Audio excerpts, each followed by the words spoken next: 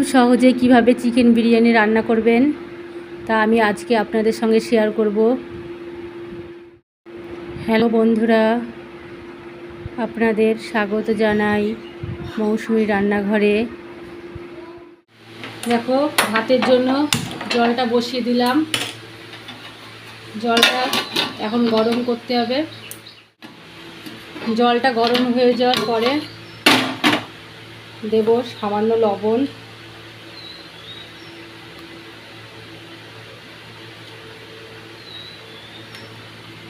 আর দেব দুটো লবঙ্গ, এলাচ আর দারচিনি,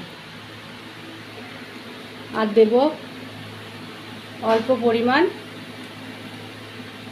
সাদা তেল। গরম হয়ে গেছে, ভিজিয়ে রাখা। এখন আমি চালগুলো দিয়ে দেব।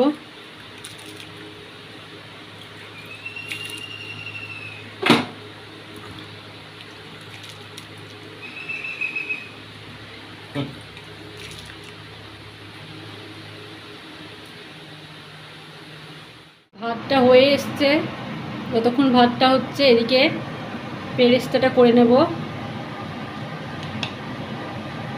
তেল গরম হয়ে গেছে,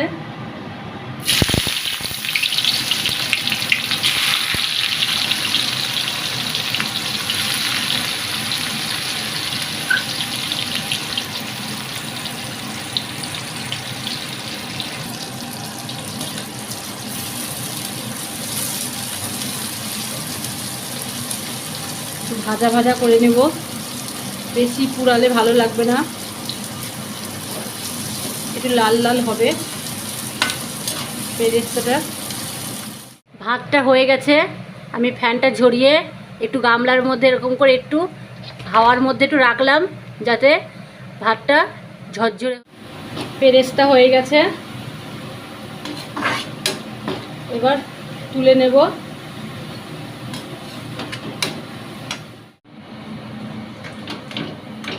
পেরেস্তাগুলো সব এরকম ছেঁকে ছেঁকে সব তেলের থেকে এরকম তুলে নেব। ওই তেলের মধ্যেই আমি আলুগুলো দিয়ে দেবো।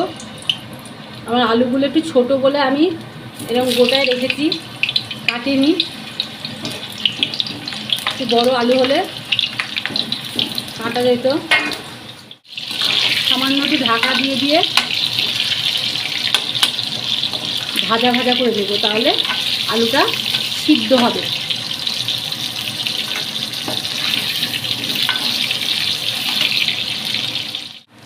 গ্যাসটা কমিয়ে দিলাম, একটু সামান্য ঢেকে দিলাম। মাংসটা ম্যারিনেট করে নেব।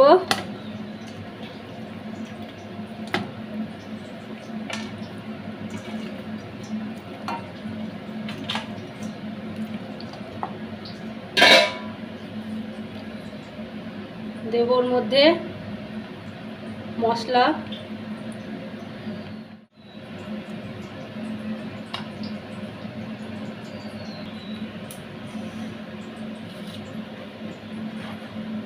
দেব পরিমাণ মতো হলুদ,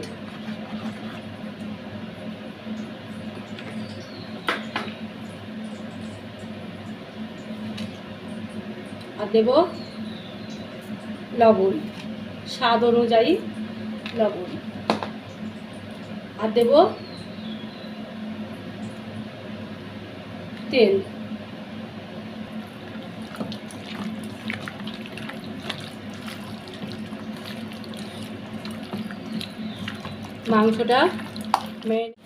মাংসটা 10 মিনিট ঢেকে রাখলাম। আলুটা ভাজা হয়ে গেছে,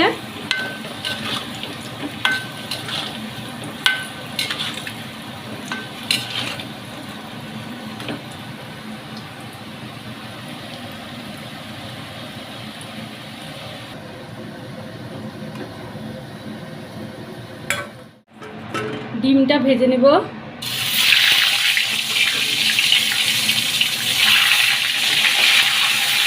আমাদের একটু ডিমটা ভাজাই ভালো লাগে।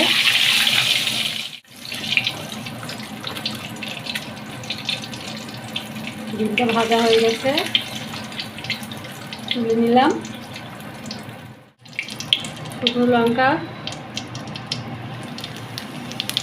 গোটা জিরে,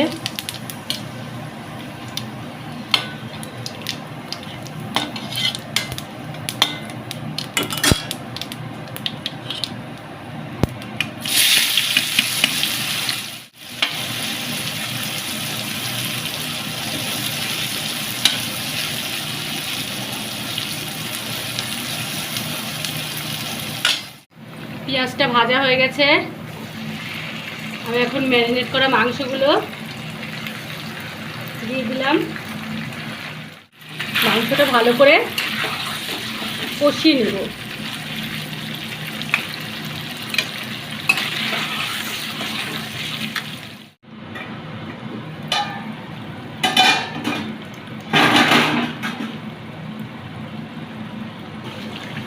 রান্না হয়ে এসছে।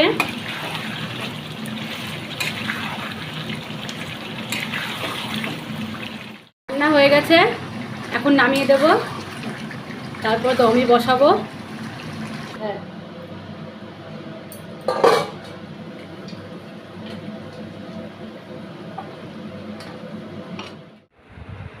একটু ঘি দিয়ে নিলাম, তাহলে ভাতটা লাগবে না।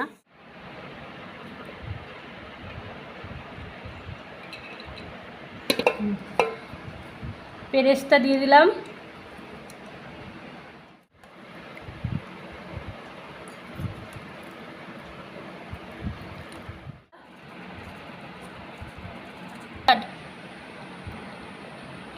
ভাতের লেয়ার আবার দিলাম উপর দিয়ে, যে কটা ভাত আছে এর উপরে দিয়ে দেবো।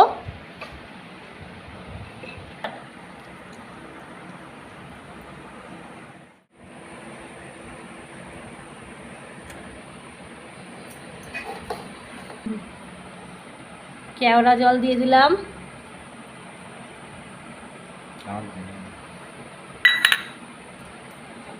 ঘি দিয়ে দিলাম। জল গরম হয়ে গেছে,